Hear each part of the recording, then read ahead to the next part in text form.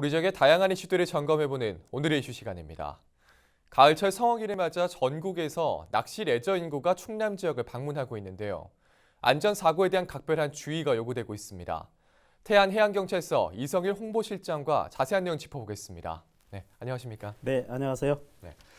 자, 최근 낚시 인구가 좀 급증을 하고 있는 것 같습니다. 네. 실제로 우리 지역에 바다 낚시를 하러 오는 분들이 좀 어느 정도나 될까요? 네, 상당히 많이 드는데요. 최근에 바다 낚시 인구가 700만을 넘었다. 그래서 등산 레저 인구를 이미 추월했다는 이야기가 있듯이 네. 바다 낚시는 이미 남녀노소 모두 즐기는 국민의 해양 레저 활동으로 자기매림한 듯합니다. 네.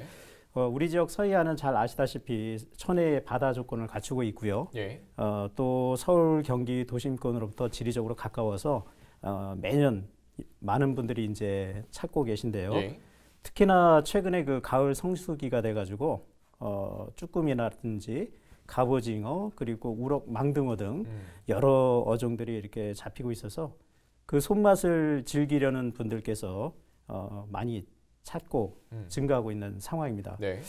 갯바위 낚시를 비롯해서 그 바다 선상 낚시를 위해서 영목항이라든지 마건포항, 방포항, 안흥항 등 태안의 주요 항포구를 통해서 주말 하루 낚시객이 많게는 300여 척에 2,500여 명 이상 예. 그리고 주말 하루 평균 한 200여 척에 한 1,500명 이상 꾸준히 출조하고 있는 것으로 알고 있습니다. 굉장히 많이 오시네요. 예, 상당히 많이 네. 오시죠. 자, 이렇게 말씀하신 것처럼 좀 배를 타고 인근 바다로 나가는 경우가 참 많은데 안전사고 발생은 좀 적지 않다고 하죠. 좀 주로 어떤 사고 유형들이 좀 있을까요?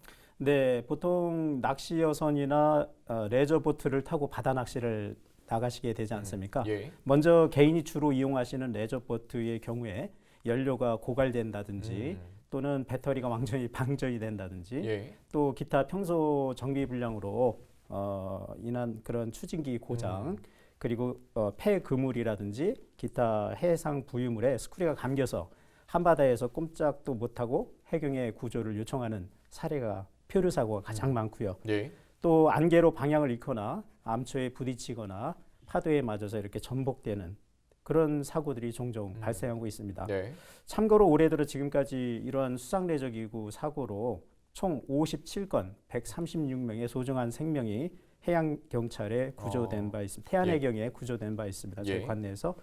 그리고 레저보트와 달리 낚시여선 사고는 전에 비해서 많이 줄었다고 볼 수 있습니다. 그러나 많은 사람이 이용하는 다중이용 선박이다 보니까 한 번에 사고가 났다 하면 대형 인명피해 사고로 이뤄질 경우가 많거든요. 예. 올해 4월 30일 서해 격비도 인근 해상에서 낚시여선 기관실 화재가 있었습니다. 예. 그래서 이 사고로 태안해양경찰의 경비함정의 발빠른 대처로 승선자 17명이 화마로부터 전원 구조된 사례가 있었습니다. 예. 또 과거 사례를 보면은 2015년 9월에 기상악화로 20여 명의 사망 실종자가 발생한 제주 추자도 돌고래호 전복 사고 잘 아실 겁니다. 그리고 2017년에 굴비선과 충돌해서 20여 명의 승선자 중에 15명이 사망한 인천 영흥도 낚시여선 사고 등 화재나 충돌, 전복, 침수, 좌초 표류 등의 다양한 사고 형태로 발생하고 있습니다. 네. 이렇게 바다 낚시 중에 해양 사고들이 좀 많이 발생을 하고 있는 실정인데 그렇다면 이런 사고들의 주요 원인 좀 어떻게 볼 수 있을까요? 네, 전체적으로 그 기상악화 등 자연재해 이외에 아까 말씀드린 그 개인이 주로 이용하는 레저보트의 경우에는 주로 연료 및 전기계통, 추진기, 선체 이상 유무 등 필수 사전 점검 사항을 소홀히 해서 평소 적절한 유지 보수가 이루어지지 않은 점이 가장 많았고요. 예. 낚시여선의 경우에는 이러한 사고 유발 요인 외에도 불법으로 증개축을 한다든지 항법을 무시한 무리한 운항에 음주운항이나 구명조끼 미착용까지 더해져서 대형 사고로 이루어지는 경우가 많습니다. 결국 철저한 사전 점검으로 이러한 인재적 사고 유발 요인을 사전에 제거하고 구명조끼 착용이라든지 음주운항 금지 등 기초 안전 수칙을 준수하는 성숙한 안전문화 의식이 절실하다 하겠습니다. 네. 좀 어떻게 보면 이런 안전 불감증이 좀 사고의 원인이 좀 될 수 있겠다라는 생각이 좀 들고요. 낚시배를 타고 나갈 때 이 선장이나 낚시객들이 좀 반드시 점검해야 할 부분들 좀 어떤 것들이 있을까 좀 짚어주시죠. 네, 우선 낚시 승객 여러분들은 승선자 명단 확인을 위해서 예. 학생증이라든지 운전면허증, 그다음에 여권 같은 신분증을 반드시 지참하여 한다는 점을 좀 꼭 챙겨주시고요. 네. 승선자 명단 작성과 함께 또 확인이 이루어진 후에 출항하기 때문에 가끔 모처럼 동료들과 오셔서 그 확인 과정이 안 거쳐서 못 나가시는 상호가 간혹 계시거든요. 네. 또 만약을 대비해서 미리 비상연락망이나 요즘 신고 어플 해로도 잘 하시는데 그런 걸 설치해서 네. 사전에 신고 요령을 숙지하시는 것 중요하겠고요. 그만큼 예. 통신 장비를 꼭 갖추셔야 되는데 주로 핸드폰 충전 상태 꼭 확인하셔야겠고 바다인 만큼 방수백까지 챙기신다면 금상첨화겠습니다. 예.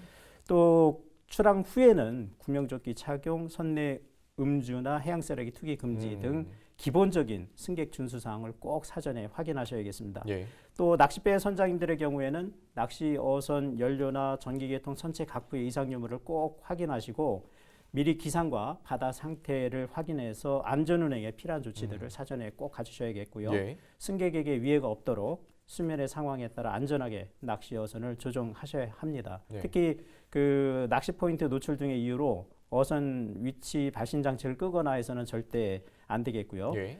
선적항 시도지사 관할 영역 내 영업 구역 준수, 그다음에 어선법에 따른 어선 검사 준수상의 최대 승선 인원 초과 금지, 항내의 과속 금지, 올바른 항법 준수, 예. 음주운항 금지 등 관계법규 위반 사례가 없도록 안전 준수사항을 꼭 숙지하셔야겠습니다.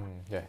자, 이와 관련해서 해경이 기초안전 저해사범에 대한 단속을 강화할 거라고 하죠. 자세한 내용 좀 알려주시죠. 예, 그렇습니다. 앞서 말씀드린 대로 구명조끼 미착용이나 음주운항 등 각종 의무 사항 위반 등 기초 안전 저해 사범에 대해서는 연중 수시 계도 단속을 하고 있고 예. 특히 최근 가을 성어기 바다 낚시 인구 폭증과 관련해서 사고 개연성이 높아진 만큼 주말과 공휴일 안전사고 예방 차원의 순찰과 단속을 집중 강화하고 있습니다. 네. 자, 또 음주운항이나 이렇게 구명조끼 미착용으로 단속이 될 경우에 처벌까지 받을 수 있는 일이지 않습니까? 예, 물론입니다. 먼저 구명조끼 미착용 처벌 내용을 말씀드리면 낚시 승객에게 구명조끼 착용 등 안전주의사항 안내 의무가 있으신 선장님께서 본인이 직접 구명조끼를 미착용하셨다 네. 할 경우에는 300만 원 이하의 과태료 처벌을 예. 받게 되고 예. 승객의 경우에는 100만 원 이하의 과태료 처벌을 받게 됩니다. 이와 달리 또 레저보트의 경우에는 레저보트 등 수상레저의 기구의 경우에는 구명조끼 미착용 시 모두 100만 원 이하의 과태료 처벌을 받게 됩니다. 예. 그리고 두 번째로 그 음주에 관한 처벌 내용을 보면 단속 기준은 혈중 알코올 농도 0.03%, 예. 소주 한두 잔만으로도 단속이 되는 수치인데요. 낚시 선장님께서 음주운항으로 적발된 경우에는 통수와 상관없이 예. 3년 이하의 징역, 3천만 원 이하의 벌금에 처해지고요. 레저보트 등 수상 레저기구 조종자는 1년 이하의 징역, 1천만 원 이하의 벌금으로 모두 형사처벌 대상입니다. 네. 그리고 낚시어선 승객의 선내 음주는 혈중 알코올 농도와는 상관없이 선내에서 음주 행위만으로 100만 원 이하의 과태료 처벌을 받을 수 있다는 점도 참고하셔서 건전한 낚시 문화에 적극 동참해 주시기 바라겠습니다. 네. 뭐 어떻게 보면 정말 기본적인 수칙들인데 맞습니다. 이렇게 안전을 위해서 좀 잘 지켜주셔야 할 것 같고요. 자, 그런데 이렇게 다 점검을 해도 좀 예기치 못한 뭐 사고들이 좀 있을 수도 있을 것 그렇죠. 같습니다. 네. 그러면 이 사고가 발생했을 때 신고나 대처는 좀 어떻게 하면 좋을까요?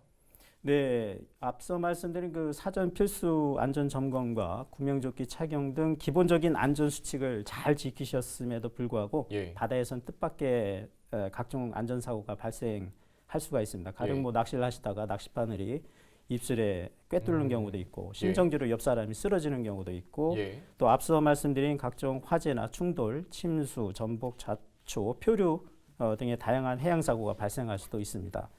평소 익힌 기본적인 심폐소생술 실시 등 현장의 응급 초동 조치와 함께 해경 등 구조기관에 예. 사고 위치 등 상황을 신속히 알려서 도움을 받는 것이 급선무겠죠. 예. 따라서 사전에 비상연락망을 확인하고 신고 요령을 익혀두는 것이 중요합니다. 네. 최근 해양경찰에서는 이런 신고의 중요성에 따라 국민이 조난 신고를 편리하게 예. 하기 위해서 119 긴급 신고 시에 신고자에게 위치 정보 반송 링크 메시지를 보내서 사고 위치 정보를 손쉽게 알릴 수 있도록 하고 있고, 예. 직접 그 스마트폰 긴급 신고 어플인 해로드를 통해서 한두 번의 터치로 본인의 사고 위치를 신속히 알릴 수 있도록 하고 있습니다. 네.